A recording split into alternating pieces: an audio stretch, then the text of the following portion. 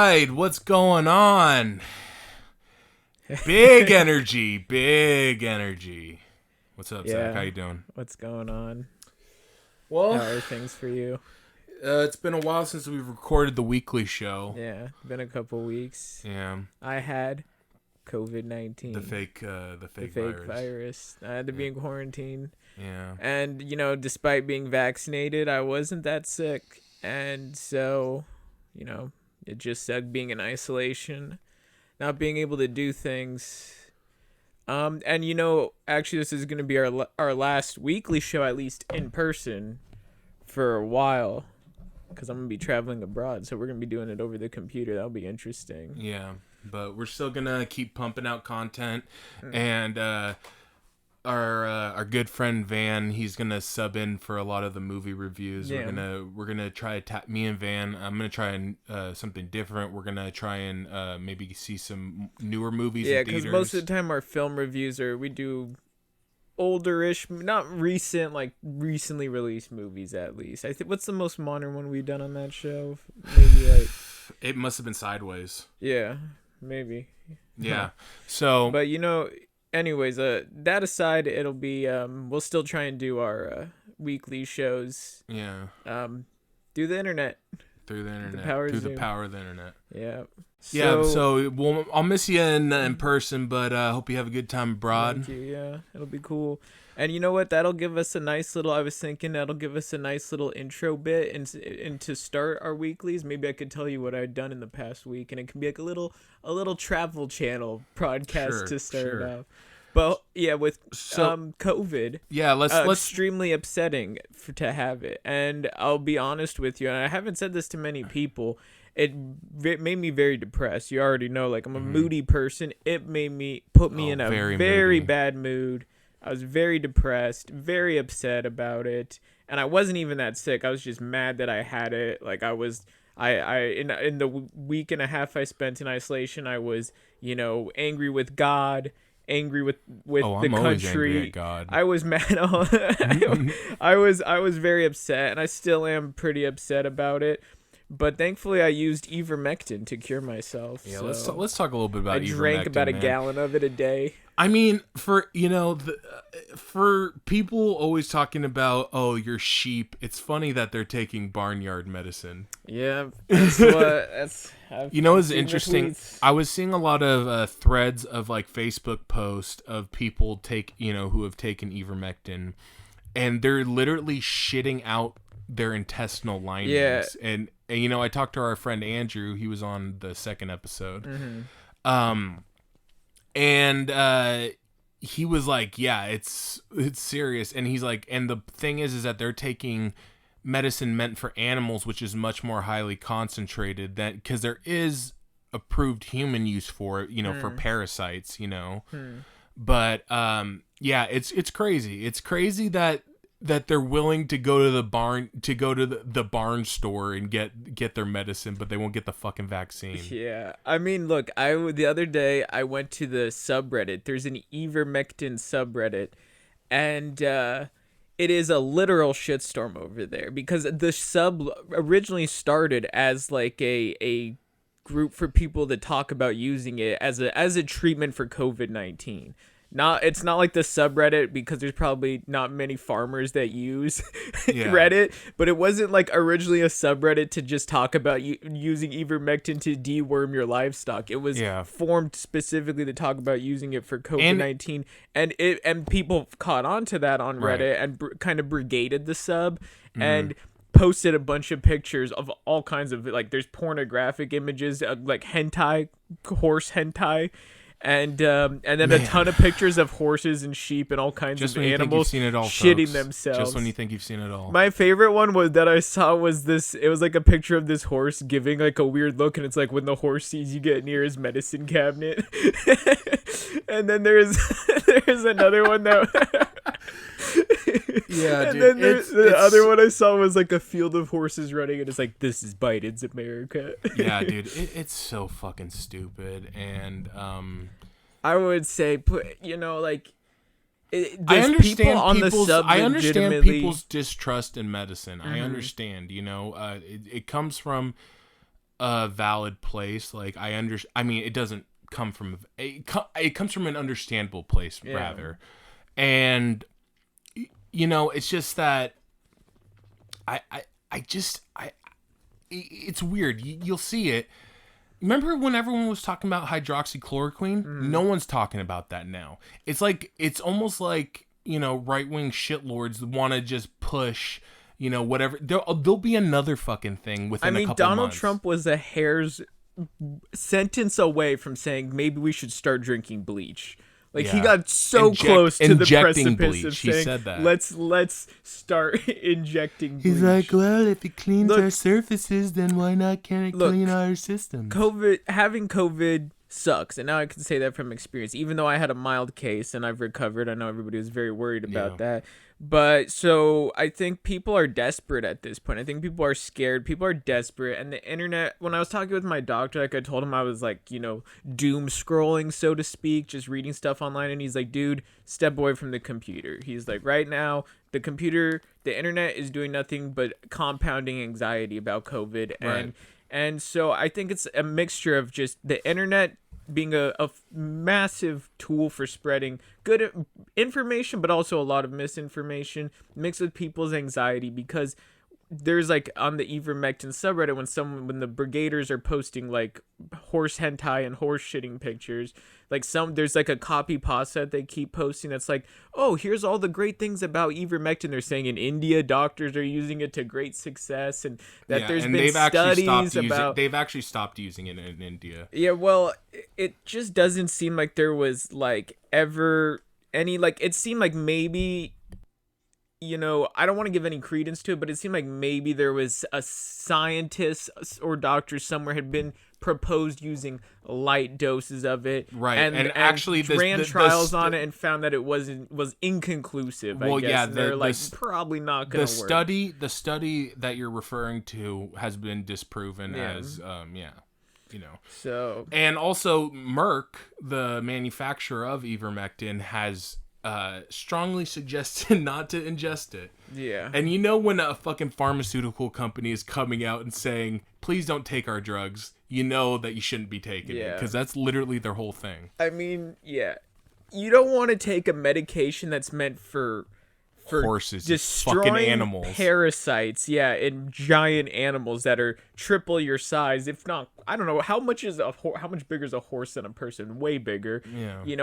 Or sheep, whatever. Like, you don't want to take, it sounds weird to say, it sounds like obviously like a big duh, but like fucking taking a medication meant for killing parasites in a horse's bowels, probably not a good idea. Like, no matter how desperate and scared you are, like, the vaccine is probably the way to go, even though you could still get COVID, as I've learned. But you know what? But with the vaccine, you probably, a lot of us, there were some vaccinated and unvaccinated, and we were at a party when you were dealing with symptoms and massively irresponsible. For the record, I had tested negative earlier. Never ran a fever. Yeah, no, it wasn't like you were purposely trying to come out and spread. You thought that you were negative, but you thought that you originally just had a sinus infection. But I think honestly, it's a testament to the vaccines working, because none of us got it. I don't think I was ever contagious. I really don't. But I mean, I don't know that for sure. So I think the vaccines work. Yeah. So the horses. Yeah. All right. So let's talk about the other big piece of news since we've been away. Afghanistan. Yeah. So today, actually, officially, Biden came out and there's no more U.S. troops. Although there's a lot of U.S. hardware there, helicopters, gear, firearms, ammunition. But I've read the whole thing about, especially with like the helicopters and stuff like that, is that it would be extremely costly to fly them back. I mean, think about that. You've moved out of a place before. You lived somewhere for a few years, just a few years. We were in Afghanistan for 20 years. Think about all the crap you bring into your living space in just a few years, and then you try and move out in a week, and think about all the stuff you end up throwing away, kind of just trashing or leaving behind. Like, it kind of makes sense. Like, how are they going to take out 2 decades worth of military gear in like just a few months? So, and I mean, like, anytime a war happens, things are left behind. Like, that's happened, like, in Afghanistan when the Soviets were there. Tons of stuff was left by the Soviets. World War II, Vietnam, landmines left behind. In Iraq, there was actually an interesting Vice piece I remember from years ago where the shells that we were using, the munitions, were like spent uranium, and it actually ended up causing a lot of birth defects in the area from us leaving behind a lot of that stuff. Yeah. The scars of war will remain for, long after the invading force has withdrawn. But let's talk about the grossest narrative I've seen around this is that and it's been all of the three horsemen, Fox News, MSNBC, CNN, they've all been pushing this narrative like, who's the fourth horseman? What? Who's the fourth horseman? Because if you're gonna, right, there's a fourth horseman right. in there. Who is it? CBS. I mean, that's classically what it was. Okay, sure. The four major but ones. But they've been saying, oh well, you don't care about women. You don't care about women's rights, and it's like, bro, you don't either. You didn't either until about a month ago, until we started pulling out. Well, they're just a lot of people are upset about this, and for good reason. Like, I think it is all right to be upset about Afghanistan, but right now, like, they're playing sides, and I feel like they can, this is an opportunity for them to just be like, oh, because Biden's the president right now, it's an opportunity for, like, Biden's critics to have a big, Field day, dunk yeah. on him, Recently today. But really, the war was started by George W. Bush. It went through 4 presidents. And even Trump was saying he was going to pull it out. Obama assassinated Osama bin Laden in 2012. And he wasn't even in Afghanistan. He was in Pakistan. Yeah. And, Donald Trump, one of the better things he ran on was ending wars in the Middle East and Afghanistan. And, he never did it. Yeah. I think he came to the table a couple times with the Taliban, and then he dropped the mother of all bombs on them. Yeah, exactly. So, that didn't work out. It's funny. I saw Trump come out and say that he was, God, it's such a Trump thing to do, but he was coming out and saying, like, Osama, he really wasn't that big a deal. I got al-Baghdadi. He is a way bigger deal. Yeah. And it's like, dude, why? And then another thing. This is actually recent news today. A lot of right-wing shitlords, Ted Cruz, Donald Trump Jr., they were spreading around. They were spreading around this video where a dude is hanging from a helicopter, right? Oh, I saw the picture. Right. Yeah. And so people were being like, see, this is what happens when Biden... Because it's like Pinochet throwing the commies out of the helicopter. Yeah. And they were basically trying to say, like, oh, he's hanging this dude from a helicopter. Turns out... It was just a Taliban guy having a good time? No, it turns out it was a guy... It was an attempt to try to fix a flag, so a guy was hanging out... It was a failed attempt, but... It was like you can even see in the video, like the guy's moving his arms. He's not been hung. Like he's not been hung. Like it's like that's straight up out of Scarface. That's literally what the old dictator of Chile, Pinochet. He was right. I talked about him when I did the segment about the CIA-backed governments in South America. Right. He was one of them, a far right dictator of Chile, and his communist dissidents, he used to do that, take them up in helicopters, wrap a noose around their neck, and push them out. That'd be a really fucking shitty way to die. Yeah. But anyways, no matter what you're hearing, just know I think it's for the best. It had to happen eventually. Right. And what's funny? I remember with that one picture, they were trying to say like, oh, it's like it's like the last Saigon, it's like the last helicopter out of Saigon, and it's like landing on the roof of the funny thing the embassy. The funny thing is that they're using that as an excuse to stay. Right, like right. It's like when I see people like this, I'm like, do you guys want to keep this war going? The lesson is, and you can take the same lesson from the Vietnam War, that we shouldn't have fucking been there to begin with. Right? And we created a lot of the instability in this area. That's why I think it's not something that you can just pin on one politician, one president, one group. Like really, when you think about, like, because everybody I think now is left, like, what was with this question? What was the point of that, really? And it's going to be a question that I think will hang over. Even Biden said that. Yeah, this Afghanistan story, till throughout American history, but really, like, what it looks like to me is this is a product of just American imperialism mixed with the military industrial complex and with the American empire. This is a story of the American empire abroad. This is foreign policy. This is the system created Afghanistan. Yeah, George Bush invaded. Terror. Obama kept it going. Trump kept it going. And now Joe Biden's going to take the black mark on his presidency by having the pullout disaster. But but you know what? One of the things is that I'm not, I haven't been the biggest fan of Joe Biden. I voted for him, but purely because I just didn't want to see 4 months. It was more of an anti-Trump vote more than it was a pro-Biden. Yeah, I think a lot of people voting for Biden voted that way. Right. And so, but I have to give Biden huge props, because if you see the attacks that he's getting from all sides, both sides. He's getting attacked from everywhere, but he's still holding strong to what he believes. And there could have been a lot done better. And recently there was a retaliation drone strike that killed some civilians after the attack on the airport.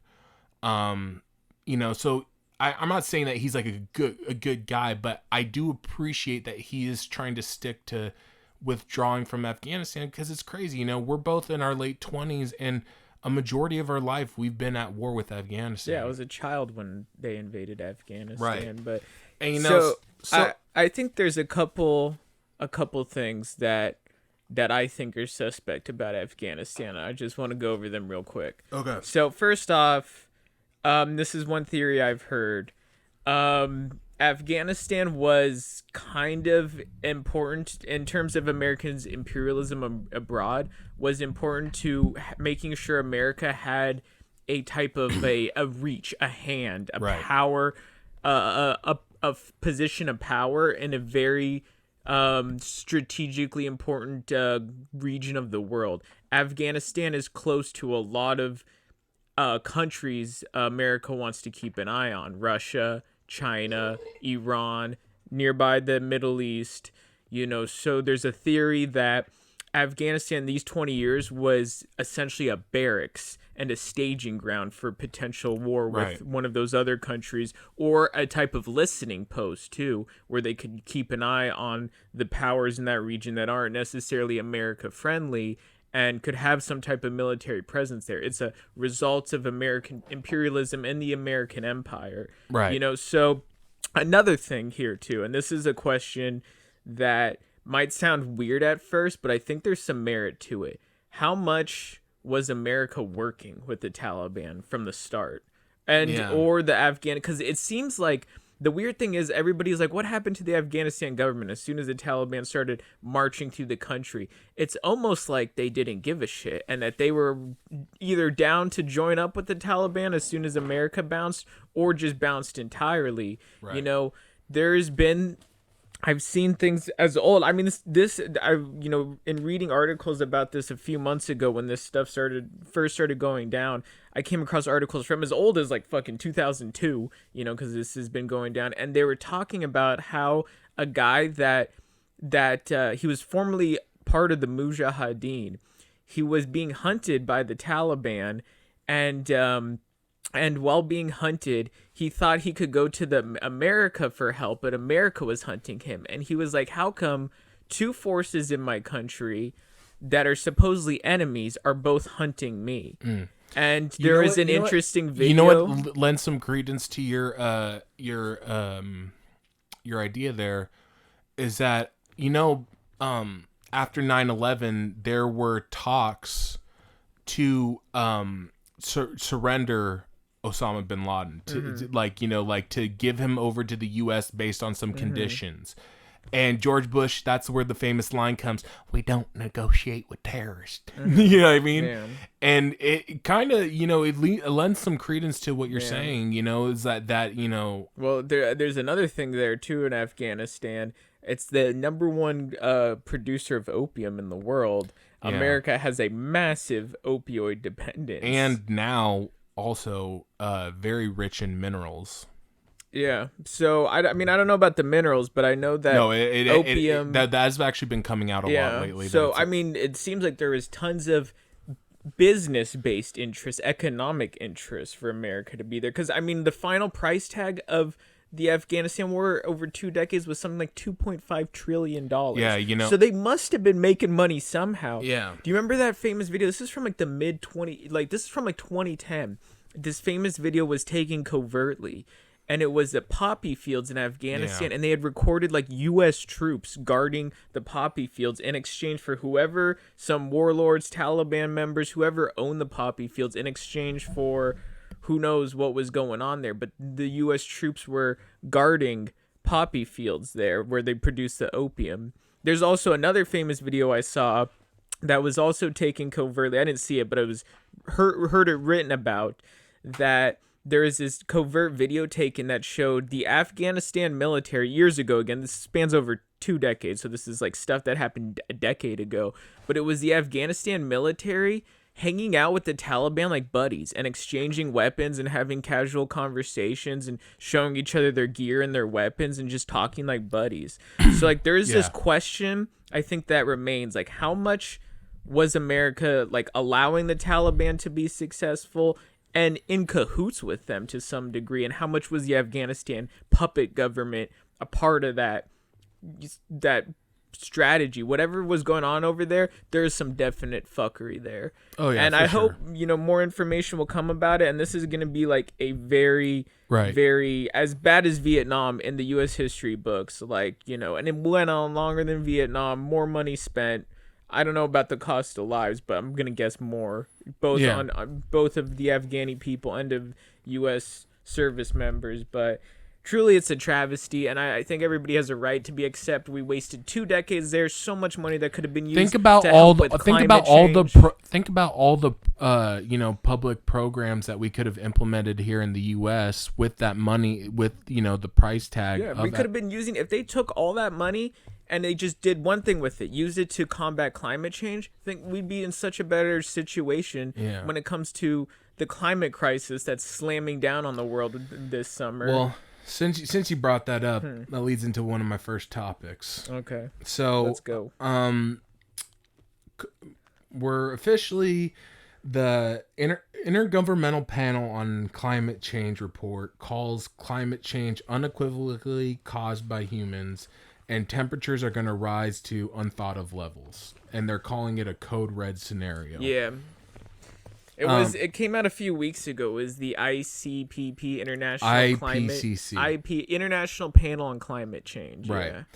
Yeah. In 2015, there was the Paris Climate Agreement, which world leaders agreed that they would try to limit global warming to about 1.5 degrees Celsius.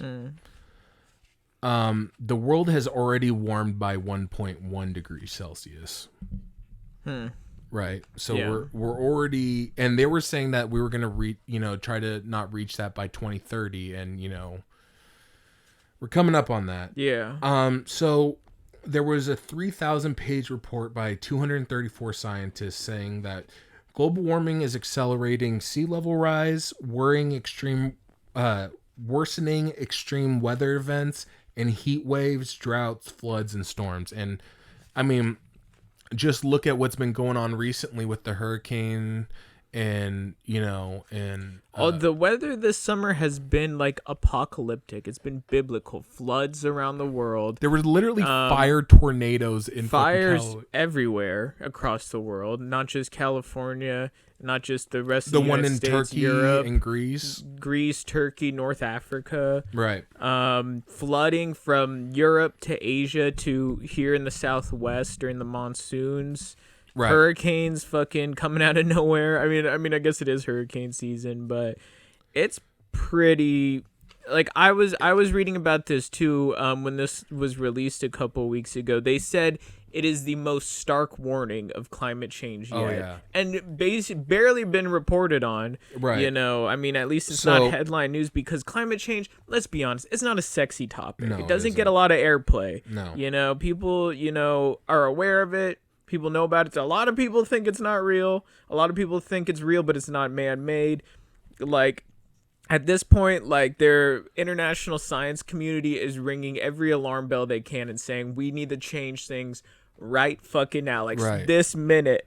You know, or we're gonna be fucked. So in November they're gonna meet up in for Scotland for the huge UN panel. Like, there's a huge UN. So you know, tropical cyclones are gonna get stronger and wetter. Heat waves that used to only happen once every 50 years are now happening every decade. Oh yeah, that's another thing that's been happening this summer. Not just Massive extreme weather, but multiple climate disasters at once is what they're warning. Yeah. You know, we already see this happening this summer every year. Fires rage across our state here every year. Tahoe's about to fucking burn down. Yeah. South Lake's about to fucking burn down. And you know, they're saying that the world is locked in to 15 to 30 centimeters of sea level rise by mid-century. Yeah. And you know, the real sad part about all this, and this is that, you know, the world isn't heeding scientists' warnings, really. You know? Well, they had never been from the start. You know, most of the world, most politicians. I mean, it's the same situation with Afghanistan. Why does it keep going? Because economic interests are in favor of it. And economic interests are what keeps climate change from becoming a focal point of you know, politics, you know, or international policy in general. Because, you know, business interest around the world, you know, stand to lose a large profit if climate change is addressed, you know, very, very tightly and, you know, to a very strict manner.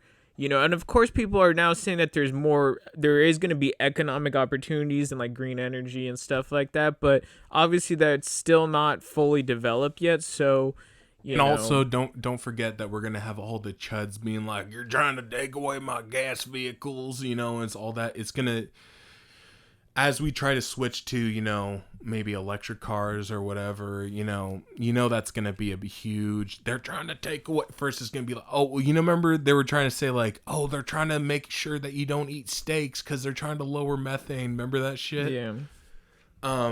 But yeah, that's pretty much all I had on it. You know, it's just, as someone who lives in California, you know, we both live in California, where many you know, there was huge fires last year, you know, when we were living in Santa Cruz, you know, nearby. And remember how like apocalyptic it looked outside? It straight up looked like a nuclear bomb had gone off. You're right. Somewhere. It was like a nuclear winter. And there was like floating ash everywhere. Oh, I took so many pictures of it. Yeah, my car was covered in ash. It was like raining ash everywhere. The sky was like orange every night. Everything looked weirdly orange and shit. It was very eerie. It looked like a nuclear bomb had gone off. It looked like we were living in a nuclear winter. So right. So you got anything else on it? I'm just looking because I was gonna talk about this a few weeks ago, and I just found what I had written about it. Yeah. So I don't know if you mentioned this. I don't know if I heard you say this. The biggest thing that they said in this, or one of the biggest things, was it's only possible now at this point to avoid warming of 1.5 to 2 degrees Celsius if there's a huge cut in greenhouse gas emissions. Right. And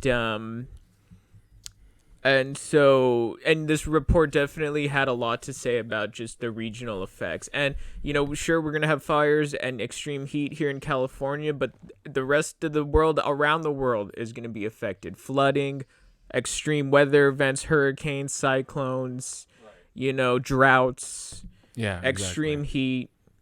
We're going to burn up and die. Yeah, so just not just to a be little, an alarmist. Just a little bit of worrying news. You know, I just wanted to highlight that, you know, and especially, I mean, you seemed like... Well, it said... Well, here's one thing. They say that we're still in a fixable realm right now. We need to cut carbon emissions by half by 2030 to avoid this serious temperature rise.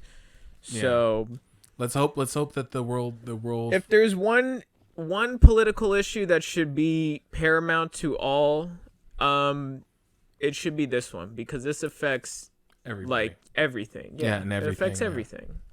Everything and everyone.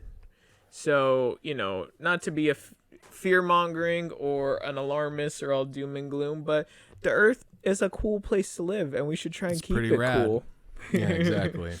All right, well, let's shift topics here. We'll go to my corporate slam piece. Slam.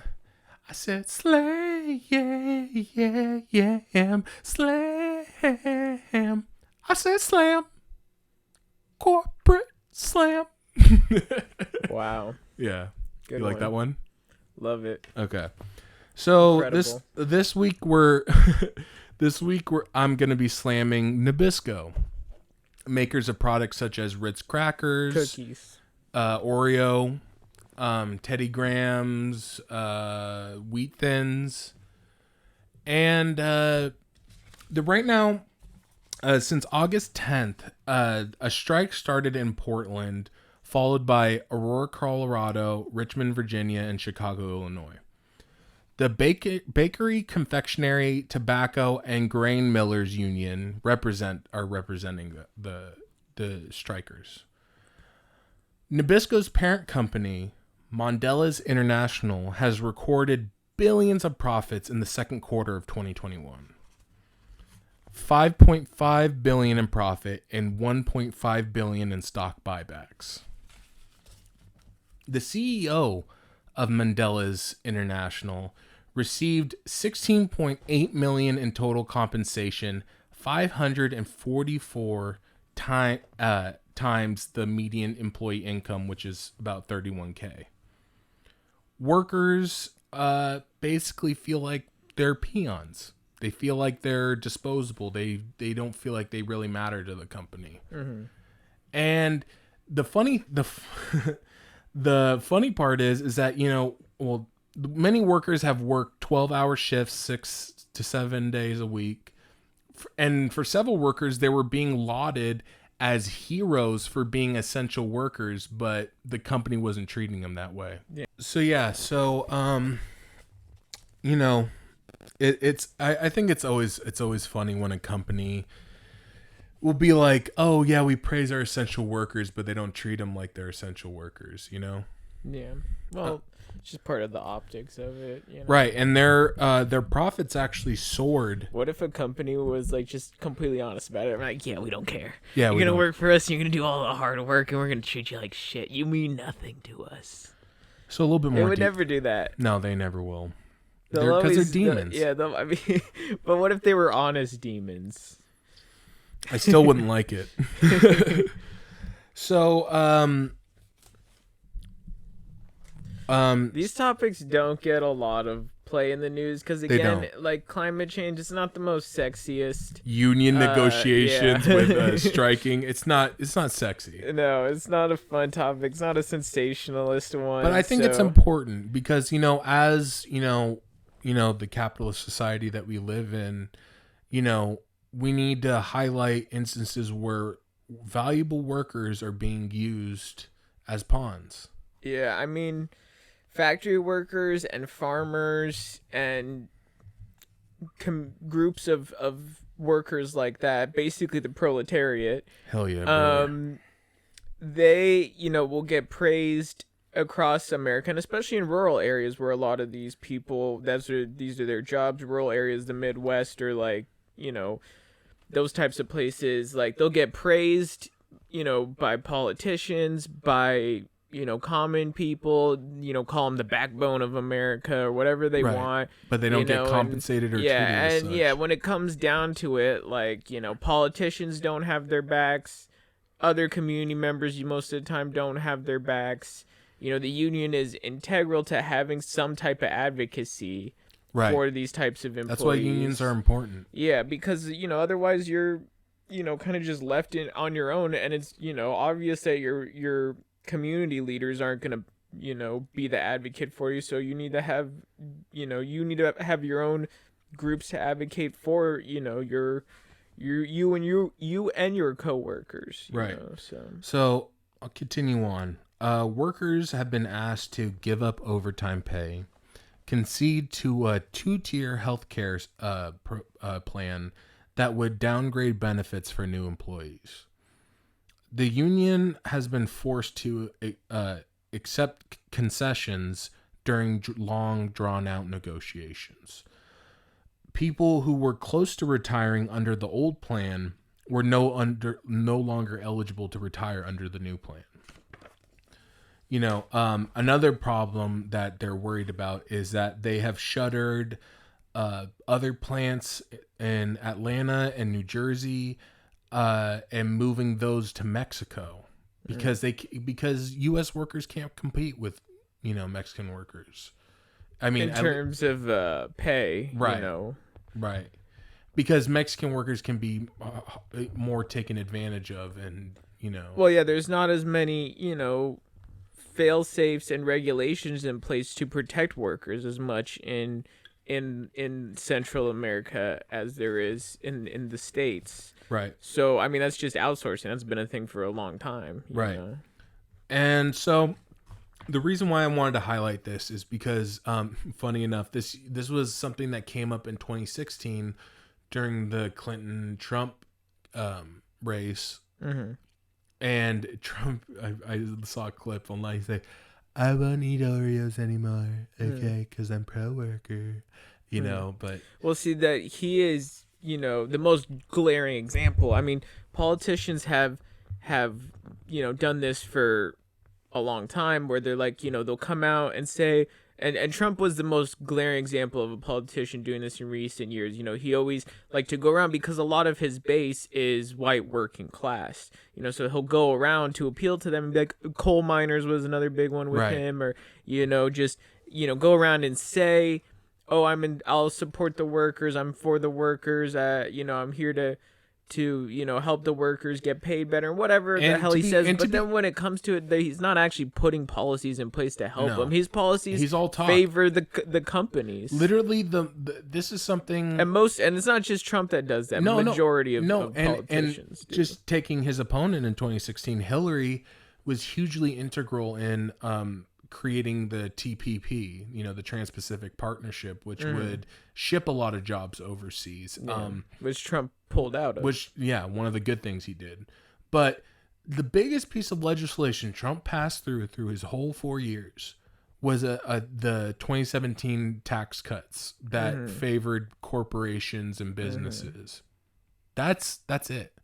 He didn't do anything to fucking help these people. If anything, he made it worse. Yeah. Right? So they're all liars. Yeah. Is this a product of neoliberalism? Sure. Yeah. Yeah. In a way. Yeah, and just outright capitalist greed, and not giving a shit for the average working class people, and it's just disgusting. Well, I mean, the companies themselves are never gonna be there to be your friend, right? If you think that your company, if you have work for a big, major conglomerate, and you think they're there looking out for your interests, yeah, they're not. They're not. Their interest is protecting their business and driving profit. And if that means getting workers, skilled labor on the low, they're gonna do that. So people need to look out for their own interests. They need unions, and they need to look out for their interests and the interests of their coworkers and their community. And don't be a scab.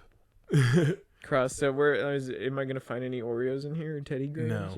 No. What else do they have? It's not really good snacks. I don't even eat Nabisco snacks. Yeah, but just try to stay away from Nabisco products and dry as hell. Yeah, dry. Their cookies and their snacks. Oh, Chips Ahoy, that's also Nabisco. Dry as hell, dusty. Dusty. You open a pack of Chips Ahoy, it's just dust comes wafting out. Yeah, we don't fuck with Nabisco here on the Bash Bros. If I find a Nabisco product anywhere in this vicinity, in my shed, yeah. There's no Nabisco products I can. You'll be on the next shame segment. So let's move on. Let's talk about someone that we kind of teased our last episode that we wanted to shame. So this week on our Shame on You segment, we're going to be shaming Governor. Another governor? Another governor. Governor Ron DeSantis. Well, it's like you like the tweet I said where I'm like, you don't hear about a governor if they're doing their job right. That's right. Slam. You only hear about slam, governors if they're being shitty. Everybody, slam. Oh, shame on you. Go. Go. All right. Well, he's been in the news a lot lately, and especially in the past year and a half. Let's just talk about recent. I had never heard of him until the pandemic kind of brought him, like most of these governors that are in the news frequently these days. He used the pandemic as a way to fund his political machine. Yeah. I mean, it brought him to the forefront of, the nation. Obviously he would have been known in Florida, but the rest of the country didn't know about him. Right. And now he's been because people, Ron especially Desantis.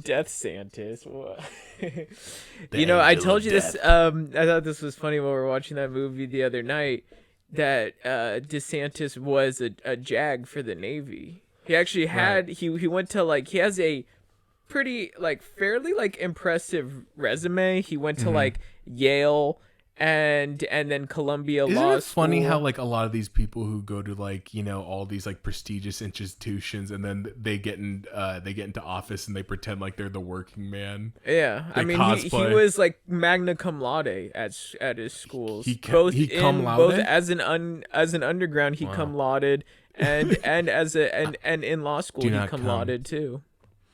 Well, he came. So he came and he lauded and whatever. So the most recent Florida COVID numbers, they're actually on a COVID surge right now. Oh, they've been on a COVID surge. They've been one of the worst states. But recently. Well, recently. For the preface to this, a big reason he was being hailed as a champ for especially the more conservative base and a more right-leaning audience was people liked his response to COVID. They liked that he was very anti-lockdown. And he didn't want to put lockdowns. His big one that first brought him to the scene was he was like, I want the churches open, which all conservative people love that. You always get him with the Jesus. You remember we want churches open. You remember early in the pandemic when Trump it was very early, March. No. Maybe a week out, and Trump is like, don't worry, you guys will be in church for Easter. Yeah. Well, that didn't happen, but DeSantis, he is a more competent Trump, definitely. A more competent, and he knows he's a good political operative too, and he knows who he's appealing to and what to do to appeal to them. And he knows how to spin the culture war in his favor. Yeah. I mean, that church thing, for example, a big thing for right-wing politics in America, is pretending like there's some attack on Christianity. The war on Christmas. They put up this front there's, we have to defend Christianity, and the forces that be, the powers that be want to dismantle Christianity.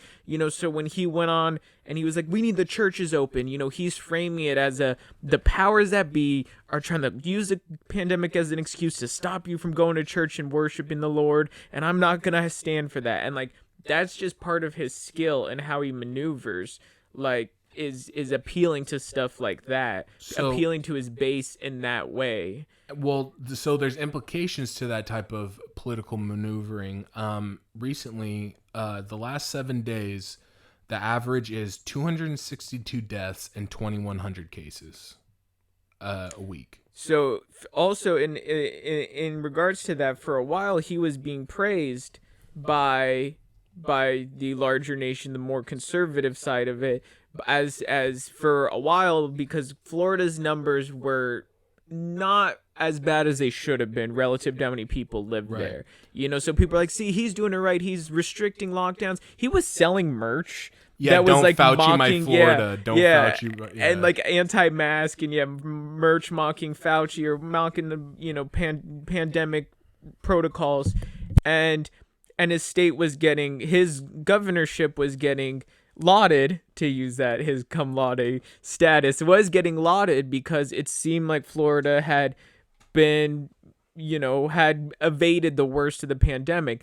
But turns out, like, they didn't stand the test of time, because now Florida and fellow states that followed their lead in the South are now massive hotspots, hospitals on the verge of collapse, people infected with Delta and all other kinds of things. Right. And I feel sorry for them, because I've had COVID now, and so I know it fucking sucks, and I feel sorry for them that their governor prioritized politics over the well-being of his constituents. Right. So, only 52% of Florida is vaccinated.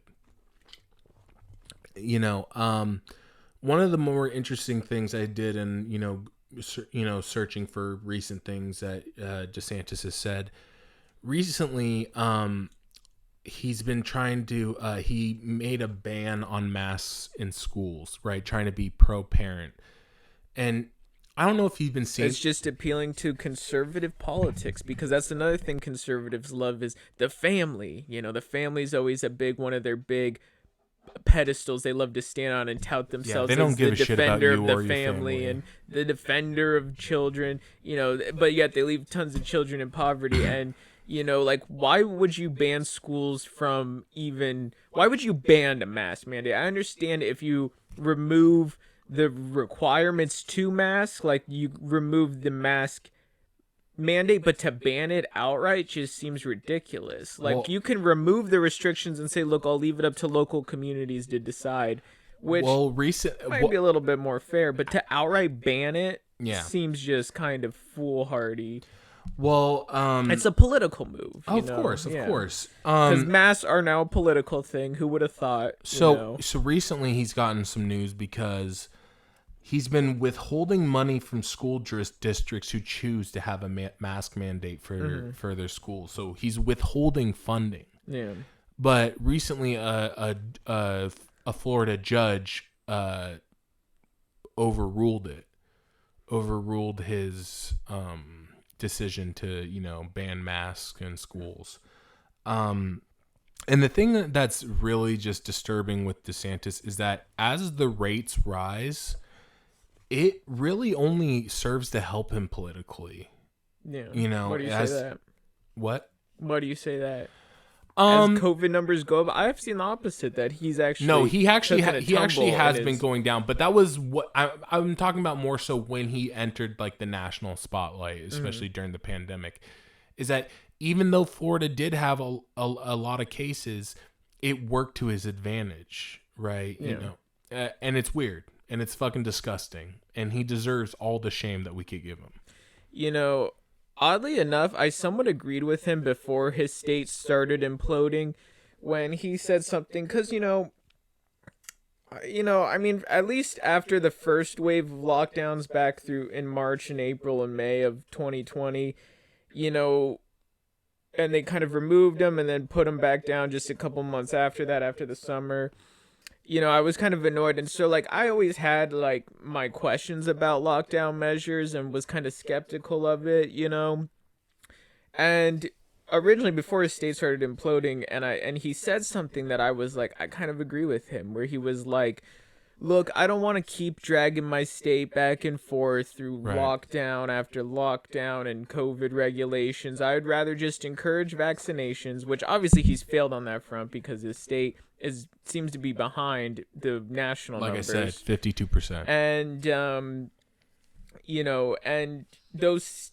I mean, it was a good statement to make, but it would have been, if he backed it up by keeping his COVID numbers down, that would have been a good look for him, but he clearly didn't, and is now doubling down by banning any mask mandates, which I just don't think you should do that. Look, if someone if they're choosing to wear a mask, if they want to, they should be allowed to. Yeah, what happened to the freedoms? These people will all day march around being like, I'm free not to wear a mask. But then shouldn't it be people be free to wear a mask? Right. It's so hypocritical. It's a muzzle, damn it. Get that diaper off your face. It's a goddamn muzzle. People take the masks off and then parading around acting like you hate the mask so much because a violation of your freedom, and then demanding people take them off, making laws to enforce that. Right. It's just so They hypocritical. just want their version of freedom. Yeah. Which is no mask. Well, really, the mask stuff and COVID regulations in general have just been a politicized weapon just to, throw around. People, like, at the end of the day, it's really, like, I'm going to be controversial here. It's really not a big deal to wear the mask. The lockdowns, I do think suck, and don't really want those to return regardless. I think it's important to wear.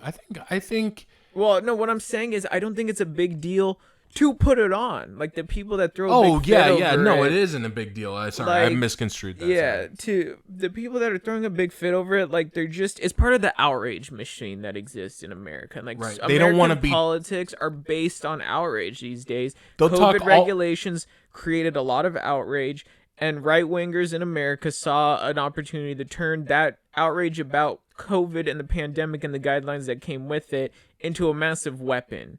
And it's worked well because we've seen it online. We've seen it. I'm sure you've seen it even from people in your own life. People do buy into it and do get on board with those politics and buy into that outrage and, let it become one of their main issues. And then right-wing politicians benefit from that in the long run.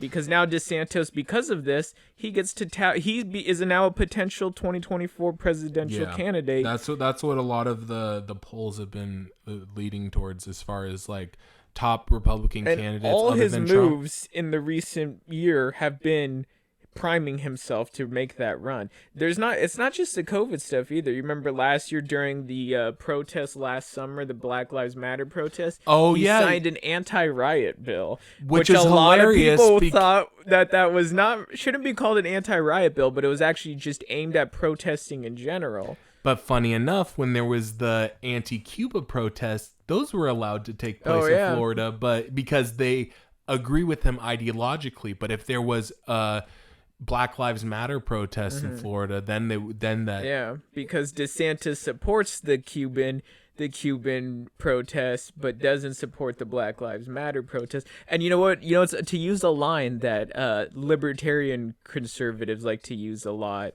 Rules for thee, but not for me. And that kind of seems like that's what the anti-riot legislation was.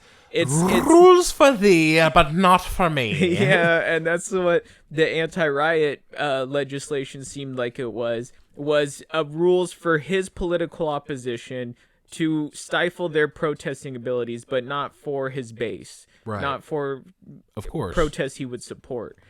And there's another one too, another policy that he signed that I also thought was kind of funny was he touted it as his anti-big tech legislation, and that's another thing that conservatives have these days too is their anti-big. Well, tech they're liberal propaganda machines.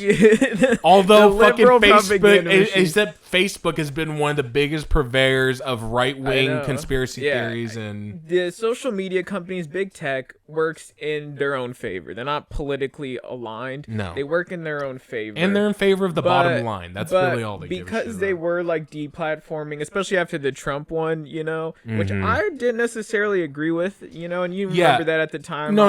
I still, even though I don't like Trump and I like not having him on Twitter, I think when you have a principle of free speech, he should be allowed on. Right, even for like the thing that I always come back to is that the fact that that you have to support. Company has the power to, silence in some form the president of the United States. That's kind of freaky. No, it is, and the thing is that for very restrictive measures like this, they'll always use it against someone that you don't like first. Especially they'll use it, and someone where, remember Kamala Harris, like one of her biggest platforms when she was running as a candidate, she's like, I'll get Trump off of Twitter. Like that's the biggest fucking problem. You know what I mean? And it's just like a people pleasing move for left wingers and liberals. I don't care if big tech companies are fined or whatever. Like I could care less, but it doesn't look like it's something that's meant to make any real change or increase, of course not.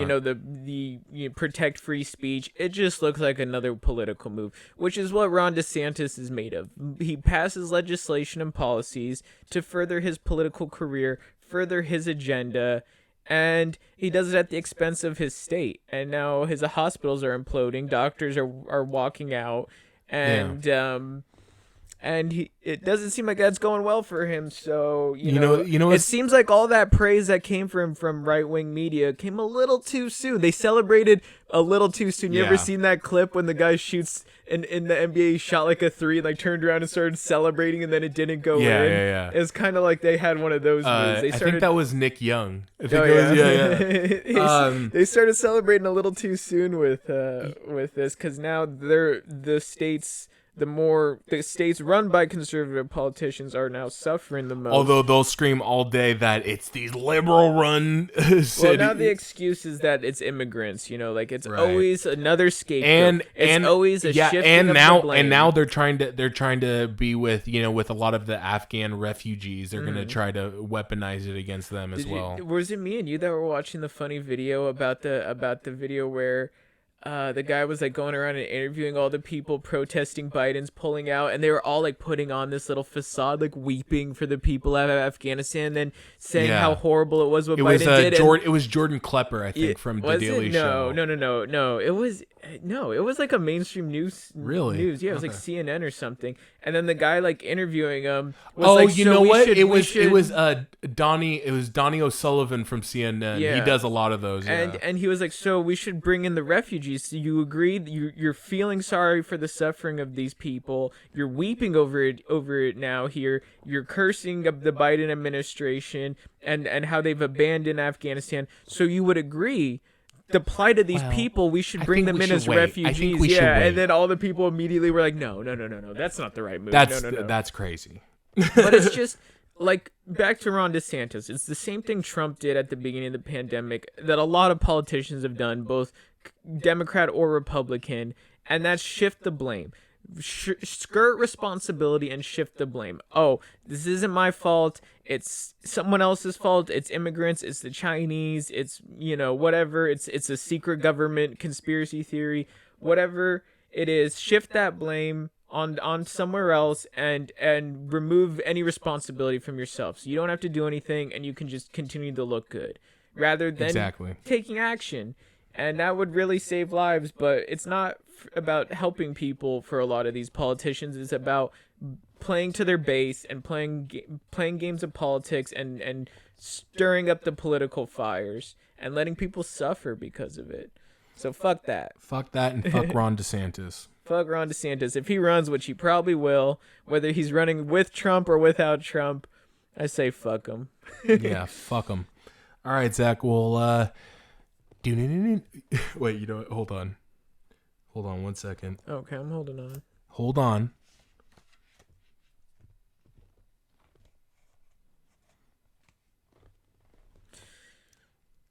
Dead air. So, Zach, what do you got this week? We're gonna get copyright struck here. Is this royalty free? Yeah. All right, if you say so. So I had been planning this one. All right, go on. I had been planning this one prior to getting infected with COVID, but even after I had COVID, I wanted to do this one even more. But I'll tell you, it had started when I read this story online. It's an older one, and it originally appeared in a 4chan board. I don't know if it was X or B, but the story is typically referred to as Outbreak J376. So very specific. Yeah, so the story goes that it was a story written online. I'll just preface it by saying it's probably not true, although it stands up as one of the better like creepypastas online because there is like this weird debate about it whether it was a true story. So basically, it's a pretty long one. The story goes that this guy was deployed in Iraq in the mid-2000s, and he like was stationed at some weird base that like he said kind of looked like it was just a regular base town for Iraqi people, but he said underneath there was some type of prison underneath, and that this camp was and base was used as a front for this underground prison. Okay. And so he says that there's not told a lot of details about what it is they're guarding there or what it is. They just think it's a random assignment guarding some random camp of some kind. So one night he's woken up, and him and everybody that's ever worked at the base is dragged in somewhere, and they're there with like some creepy government contractors, covered in hazmat suits, and they're like, we need to go in to the prison, and we need you guys to guide us there, and we need to retrieve something, and we're going to come back out, and nobody's going to say a word. Where'd you say this take place again? In Iraq. Okay. And in the let's say 2007. I don't remember the exact year. Okay.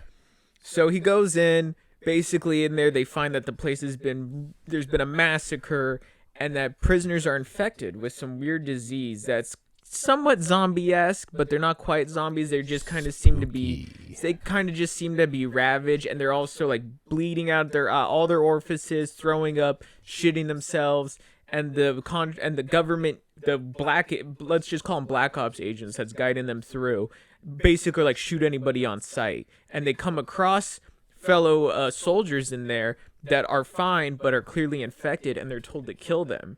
And so the soldiers that were in the prison during the outbreak were in there with the prisoners trying to defend themselves. Okay. And they basically go in, they retrieve whatever they're looking for. They come out. The Black Ops agent had threatened to kill most of his squad, and he did. And then he made a deal with the guy, and he's like, okay, well, I'll help you out. We can go out. Just guide me out, and me and you will escape. And so they did. The story ends with him saying, officially, I died in a mortar strike in Iraq in 2007. And he gives a little bit of details, and he ends it by saying, if you're interested, I'll leave a clue, J376. That's where the story comes from. So it was an interesting one, because people online really liked the story on 4chan.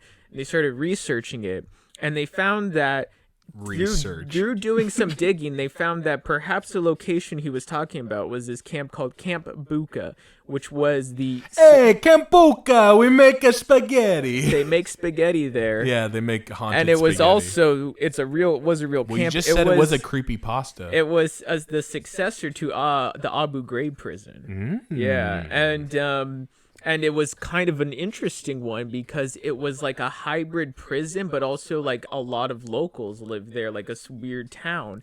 And then through even more digging, living in a prison. Yeah, well, the prison was like hidden. It was underneath. Okay. Yeah. And there was like a town up front as a front, and a lot of that's literally some Resident Evil shit. That's literally like every Resident Evil. His story, his gear was accurate, and all his terminology was accurate. A lot of people believe that either if this was a fake story, that this was a service. This guy did serve at one time, because he did a large amount of research, because all his specifics were very accurate.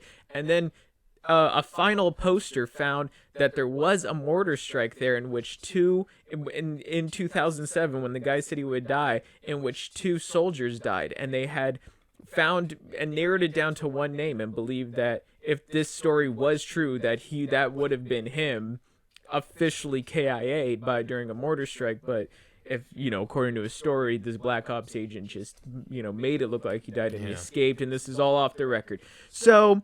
probably not a true story, although a well-researched one if it was, possibly written by a former service member. Okay. But while reading this story, I thought it was creepy, and it made me interested in a topic that I was, is in line with COVID and a pandemic, and I was interested in secret military government medical experiments and biological experiments that have happened, because the implication of this story was that they were using this prison as a testing ground for some type of biological agent. Fun. So that's actually happened before. many times. Well, there's the Tuskegee. Tuskegee one is one of the most infamous ones. I wrote a little bit about that, so I'm sure you've heard of the Tuskegee experiment. So in the mid 20th century, the government had a penchant, and doctors had a penchant for intentionally infecting people with syphilis. I don't know what it was about syphilis, but they love to intentionally infect people with syphilis. In fact, a lot of other STDs were commonly studied. Not just in America, but during World War II, prisoners of war were used to test gonorrhea, syphilis, hepatitis. Sounds awful Nazi-ish. Yeah, it sounds very Mengele-ish. There's a famous prison there that had the angel of death, Dr. Mengele, running experiments, medical experiments on people. What? I'm just doing this in the name of science. It's a common thing where prisoners of war especially are intentionally infected with some type of STD or other things. There is one here I got in the late 1800s, early 1900s. The U.S. Army intentionally infected Filipino prisoners with the bubonic plague. What? Yeah. That's fun. Yeah. That's they did that. Okay. They did that first, and then several years later they did it again, and this time they had contaminated the bubonic plague with cholera and infected more Filipino prisoners with that. Many people died in that one. And so a lot of this has come to light from something called the Church Committee and the Rockefeller Commission, which were two... I knew the Rockefellers were involved. They were two organized committees and commissions to look into research about illegal experiments and illegal operations the CIA or the military had conducted. And they revealed a lot of these. And they found that syphilis was commonly used to purposely infect prisoners of war, and other... STDs were used a lot. In Guatemala in the 60s, they paid Guatemalan prostitutes who they had known had STDs to go and have sex with Guatemalan prisoners. Sounds like a party. Yeah, and to intentionally infect these prisoners to then study. Wait, real quick. Mm-hmm. Let's just break down that scenario real quick. All right, so these guys, they're prisoners. Mm-hmm. They were captured by they were U.S. prisoners. The U.S. presence there. You remember from my one about the CIA's involvement in Latin America. Okay, they had a so they're U.S. prisoners, right? CIA prisoners. CIA prisoners. So it's like obviously they're probably being held on they're some political black site. Yeah. And then they're like, all right, we're going to treat you guys. Yeah. We're going to get some nice ladies to come over. And then, they're like, well, I'm locked in, but hey, at least, it's been a while. So, and then it turns out that was just another experiment. Yeah. To intentionally infect him with STDs. That's the most evil thing you've said so far. So, yeah, like you brought up the Tuskegee, that's the most infamous one. It was conducted by the U.S. government in the 1940s. It was run through the University of Tuskegee in Alabama, I believe. This also has a racial edge to it, right? Because didn't they sterilize people? Possibly. Here, I'll tell you the gist of what I got from this. So Tuskegee was an all-black university in the South in the 1940s, and they basically offered up a medical study. And they directed it towards impoverished people, a lot of sharecroppers, and they promised with the promise of free medical coverage, free medical care. Why don't you explain what sharecroppers are, just in case people don't know? Sharecroppers are they're remnants of slavery. Yeah, basically Well, it's just poor people that work the fields essentially. Right. So a very vulnerable bunch. Yeah, of people. And they don't have access to medical care, so they offered free medical care in order to be a part of this study that they claimed would last for 6 months. And they didn't tell the participants what the study was exactly. They didn't give them any information. The true motive behind it was to infect them with syphilis and to watch syphilis, see how it affects them. And they told them this study would only last for 6 months. It was extended to 40 years. Holy shit. And they intentionally infected about 400 black men with syphilis, 100 of whom died over the years. Holy shit. Many of their family, wives, because they didn't know they were infected, would go on to get infected with syphilis themselves. And children were born with congenital syphilis, where you're born with the Jesus STD. fucking Christ, dude. They That didn't. is And evil. here's an even worse thing: there was a treatment available for syphilis at the time. Penicillin and other Right. antibiotics killed syphilis, and they did not administer that, even though they had intentionally infected them with syphilis and didn't administer that for years, Right. and allowed people to suffer with syphilis in order to basically experiment on them. So that one is probably one of the most infamous ones. It's really terrible. Yeah, and insanely dark and insanely fucked up, and a lot of during the vaccination bullshit that's been going on for a minute now, there's a weird story that I've heard from time to time. It doesn't come up too much about how like black people don't trust the medical system, and that's why it's hard to get them vaccinated. Yes, that is something I've heard of, and I know it ties to the Tuskegee study. But a lot of the times that narrative gets manipulated to like now. I forgot where the guy was from, but there was some head politician, and he was like, I think he was like a lieutenant governor or some shit like that, and he was basically saying that it's black people's fault for the recent spread of COVID. Yeah. So it's a lot of race baiting there. Yeah. But I just thought it was an interesting thing to mention in terms of that. Sure. So there's a couple other incidents. So I wanted to kind of focus, because the original story that got me interested in this was that story that I talked about posted online. I wanted to see what the U.S. government, the military, has done in this regard. So there's another interesting one that happened in 1950. It's called Operation Sea Spray, and it was a covert U.S. Navy experiment that basically they released this bacteria called Bacillus globigii, and they released it outside San Francisco by mixing it in. They opened up like canisters that went into the air and mixed in with the fog that was rolling in the morning, and they infected a lot of people with this bacteria, and they thought, their claim in their report was that they thought the bacteria was harmless in San Francisco. Holy shit, what year? Over 1950. Damn. Yeah. And they thought that it was not harmful. Well, that's the reason why there's gay people in San Francisco. And a lot of people contracted pneumonia because of it. Whoa. Yeah. And it's only reported that just a few people died as a result of it, but it seems like there was some cover-up that went down here. Mm-hmm. And in fact, this wouldn't be the first time they would release this Bacillus globigii. And they had done it in the coming decade.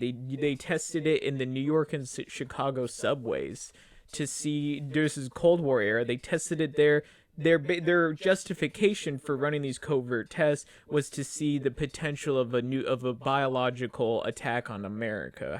So let's just endanger innocent fucking people. They're like, we wanted to test the possibility of it, so we just did it.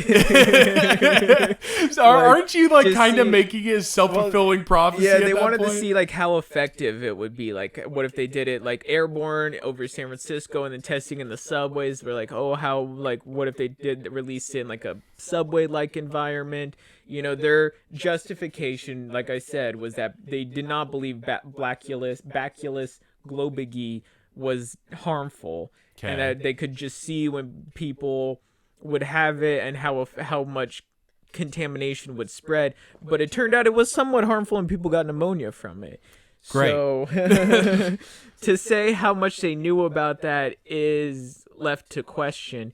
And there's one more famous. Look, this was a very deep topic. I only did a light hour-long scraping of this. There is a lot of military experimentation and experimentation by the government at large, and not just in America, throughout the world, testing various medical human experimentation, testing, doing weird surgeries if you're Dr. Mengele.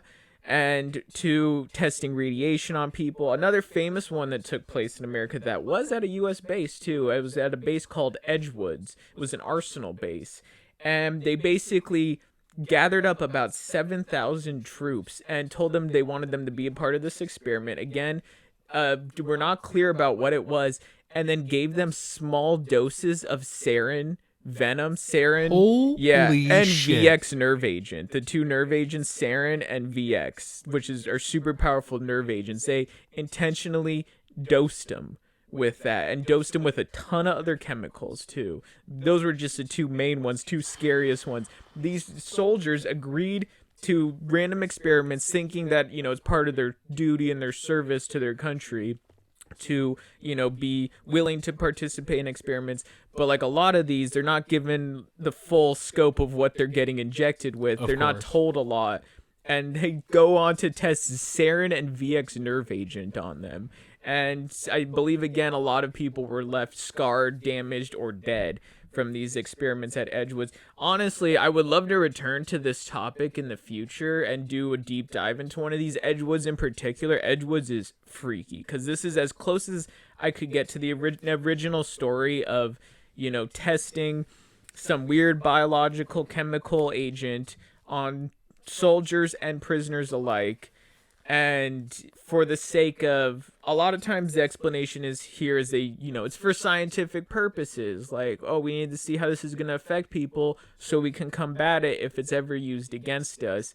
But these are very dangerous experiments, and it has happened before many times, so like I said in the beginning, this story wasn't the original story. Probably not true that they had some weird a biological agent down there creating borderline zombies.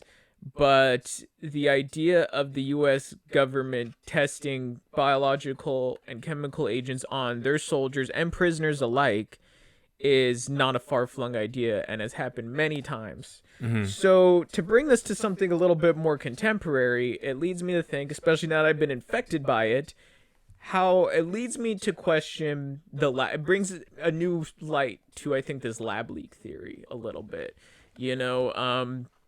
So I'm not fully on board with it, and we've talked about it before, and I've said the lab leak is not a hill I would want to die on, and there's not a lot of evidence for it. But then again, this stuff happened throughout the 20th century, possibly still happens today, and a lot of this stuff wasn't released until the Church Committee and the Rockefeller Commission revealed a lot of these experiments, and they were intentionally kept in the dark, kept covert, because you tell the public that you're doing something like this, and people are like, what the fuck? That's fucking Dr. Mengele, Angel of Death level, like Nazi experimentation on our own people, our own citizens, whether it's testing that bacteria in major U.S. cities, testing on U.S. troops, or testing of prisoners of war from around the world. It is something that happens. And like I said, when you ask a lot of things, when you're tackling weird conspiracies, and this is something I believe when I look into these, you always got to find the why. And there's this one's a tough one to figure out the why. The most obvious one, I think, is like, they say we need to test this stuff on people. We'll give everybody light doses to see what it does to you, and to see how we can combat it if someone was to receive, a more severe case.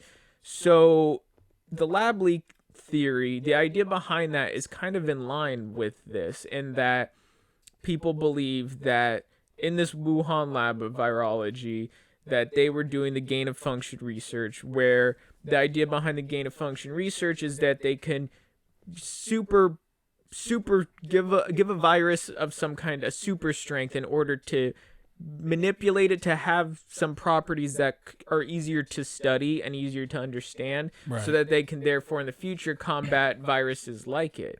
Yeah, but so, I think just as far as the lab leak theory goes, I think as far as like comparing it to these other ones, I think there's a possibility, but as far as that possibility goes, I don't think it was. If anything, I think it was an accident. Yeah, I'm not gonna say. Yeah, I definitely wouldn't say. I wouldn't, because I just feel like it's important to say when you talk about the lab leak theory that I don't believe it was like engineered as a weapon.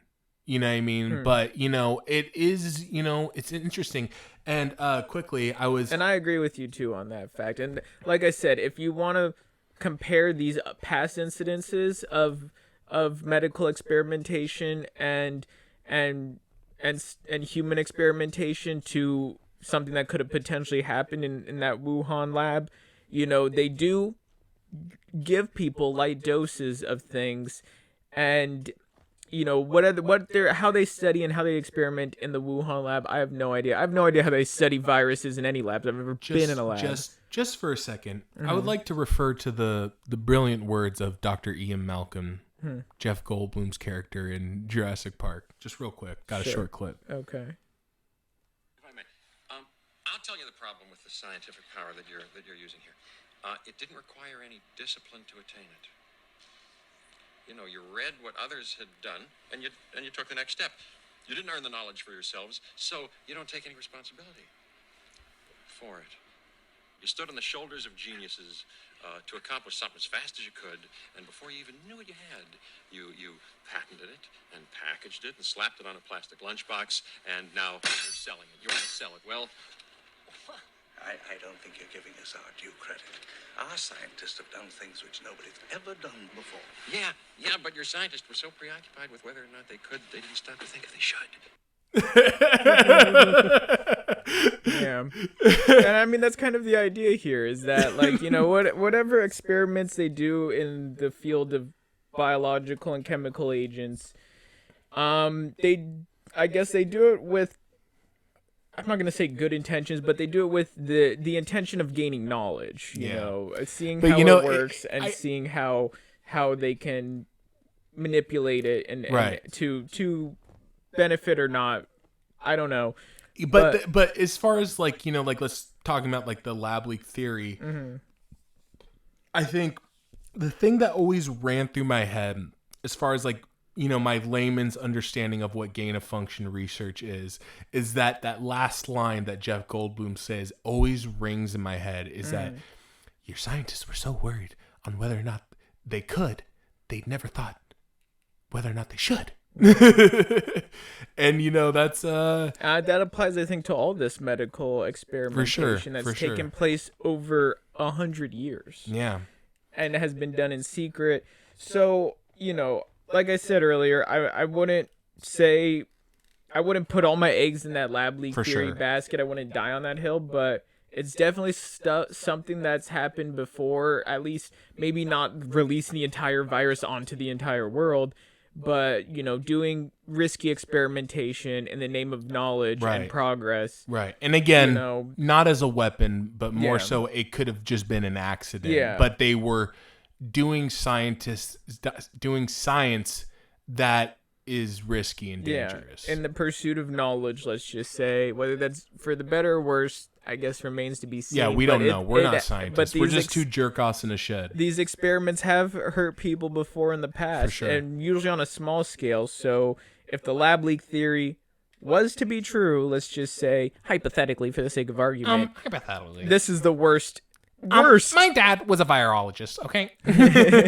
This is the worst example of a medical experiment gone awry, because many of these cases that I was reading to you only affected a few thousand people at most. I'm definitely going to look into more cases because that's really I would love to return to this topic, especially the Edgewoods one is eerie. Yeah, we can return to this. And I also want to say, just talking about this out loud and thinking about it, I feel like, people could turn around and take this and be like, oh, are the vaccines an example of medical experimentation?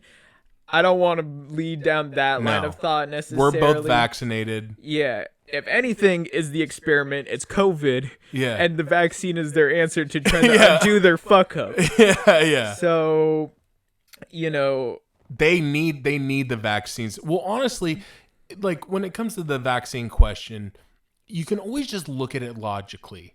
They need the vaccines so that the economy can continue to run. Yeah. They need it. So if you have any questions about that, you have to think they need the vaccines to work so that businesses and corporations don't lose money. Yeah. You can just think about it on a profit motive. The vaccines make makes sense. And yeah, So this is a very relevant one that I wanted to come to the table with. It's one I've been thinking about for weeks, and then I fucking got COVID, and I was like, all right, I'm doing that fucking weird medical experimentation one. Yeah. Lab leak, possibly a lab leak where they were doing crazy experiments like the U.S. government has done in the past, like the Nazis did, like tons of governments around the world have done throughout history, and maybe they just fucked it up. Big time. Big time. Big time. Now, but okay, then wait, again, just- maybe not. Maybe it All right. really did come from encroachment on Well, animal habitats. All right, we're coming to the end here, but Sure. I just wanted to talk about this because I've thought about this a lot. Let's just say that lab leak theory is true. Imagine being the guy that fucked up and accidentally let it leak out, dude. You're in such He's a probably dead now. yeah. He's for sure dead. But if that Whether was it's if that's from the the case, virus or the government, who knows? The Chinese government. imagine having a fuck up and it has reverberations throughout the world like COVID has. Well, I just think I remember when we were talking about this. The closest I could think of something like that would have been like Chernobyl, Right, where like your fuck up is felt, it reverberates. yeah, around but the it's world. almost bigger than Oh, Chernobyl. it's definitely bigger Yeah. than Chernobyl. Yeah. I mean, It's crazy. Chernobyl is like the closest example you could get to it. The other ones is like possibly like you could think like the 3 Mile oil Island? spill, the BP oil Yeah. spill, massive fuck up. Oh, I yeah. mean, when we first talked about possible topics for this show, we're like, let's talk about massive fuck ups. There's Fukushima. Oh yeah. We're you know. gonna get to more of those in later segments. Yeah, But I mean, like I said, I I'd think love to return to this topic Yeah. and discuss this.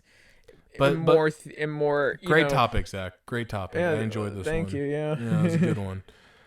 But yeah, I just like Hopefully think those vaccines are an experiment. they're not. Stop. I'm gonna give some fuel to that fire. No, here, Ted, stop. you know? Stop.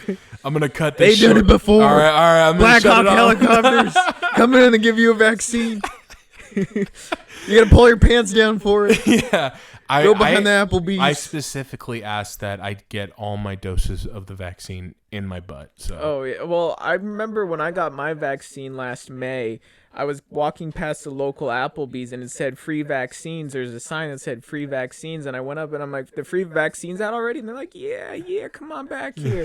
And they put a blindfold on me and I was like, is this really necessary? And they're like, trust me, it's necessary. And they're like, well, pull down your pants now. Felt a quick pinch. They patted Heard me some on the grunting. head and said, please come back in 2 weeks for the next year. Yeah. So on that note, thank you for listening, and we'll be back. Thank you for your service. And by the next episode, Oh, and tell people again, because I would love if someone yeah. did write us. Let me an look it email. up because the last couple times I fucked it up. Let me just make sure I got the right. Where the fuck did we put? Okay. Yeah. I would. If anybody wants to has any Hate mail. comments, We are hate mail, actively we want courting hate mail. We We want want it. hate mail, or if anybody just wants to make any comments or suggestions for improvement or suggestions for topics or just Any comments? anecdotes, commentary, We reactions, want audience participation hate as mail. much as I know we're small. mail bombs. I know we're small, and I know we're We have like 14. What was that? no. Actually, we have Across- 34 unique listeners. On Spotify, Yeah. and that's just Spotify. That's just so maybe on the Spotify. other ones we got a little. the other bit more. ones don't give me as accurate a numbers, but I'll go with 20. yeah, yeah. Let's say we got 20 active. And I've listeners. actually heard from some people in my life being like, your pod's actually not that bad. So Not that bad. yeah, That's as we've good been as we'll called get. intellectuals. Yeah. I heard there surprisingly from a female audience. So we've gotten a couple ladies. Oh, good. Shout We're out gonna to the ladies. Break through that Joe Rogan because Hell yeah. we're gonna be the antithesis to Joe Rogan. where Yeah, Joe we're gonna Rogan's court audience ladies. Is 90%. Yeah, we're male. gonna be the lady equivalent of Joe Rogan. So again, it's Bash Brothers Pod at protonmail.com. Again, it's Bash Brothers Pod at protonmail.com. And I'm gonna start linking it into the description of the episode so that you know where to go. But I remember YouTube, Spotify, Google Podcast and Apple Podcasts. Yes. Yay. Apple, Google, Spotify, and yeah. And SoundCloud. Hey, if you want to listen to SoundCloud.